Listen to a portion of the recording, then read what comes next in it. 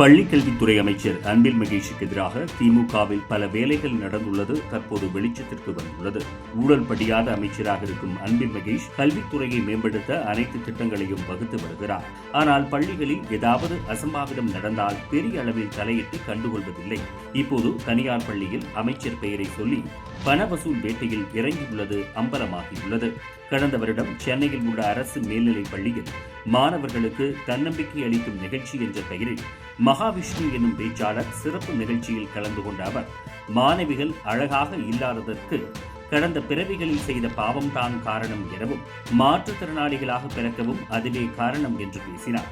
இதை எதிர்த்து கேள்வி கேட்ட பார்வை குறைபாடு கொண்ட ஆசிரியர் சங்கர் என்பவரிடம் அகங்காரத்துடன் பேசினார். அந்த வீடியோ வைரலானதை அடுத்து, என் துறை ஆசிரியரை அவமரியாதை செய்தவரை சும்மா விடமாட்டேன் என்று பள்ளிக்கல்வித்துறை அமைச்சர் அன்பில் மகேஷ் பொய்யாமொழி அப்போது ஆவேசமாக தெரிவித்தார். இதனால் கல்வித்துறையை தன்னை மீறி மாணவர்களுக்கு எதுவும் ஆகாது, பாதுகாவலன் என்பது போல நம்பிக்கையை ஏற்படுத்திய அவர், அடுத்தடுத்து பள்ளிகளில் மாணவர்கள் இறப்பு, முறையான கட்டிட வசதிகள் இல்லை என்ற தகவல் வந்தாலும் கண்டுகொள்வதில்லை. இந்த நிலையில்தான் அமைச்சர் அன்பில் மகேஷுக்கு எதிராக திமுகவில் ஒருவர் பள்ளியில் வசூல் வேட்டை நடத்தியிருப்பது அம்பலமாகியுள்ளது. அதாவது, கும்பகோணம் தனியார் பள்ளி தீ விபத்துக்கு பிறகு தனியார் பள்ளிகளுக்கு நிரந்தர அங்கீகாரம் தரும் நடைமுறையை நிறுத்திவிட்டது தமிழக அரசு.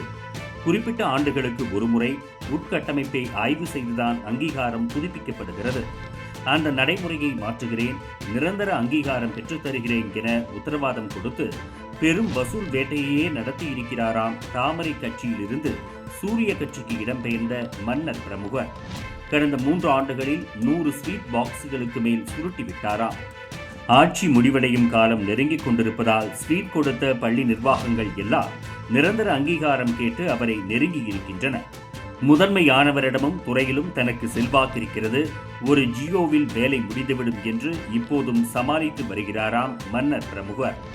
அவருடன் இலை கட்சியை சேர்ந்த முன்னாள் அமைச்சர் ஒருவரின் சம்பந்தையும் இந்த வசூலில் சம்பந்தப்பட்டிருப்பதாக தகவல் வெளியாகியுள்ளது.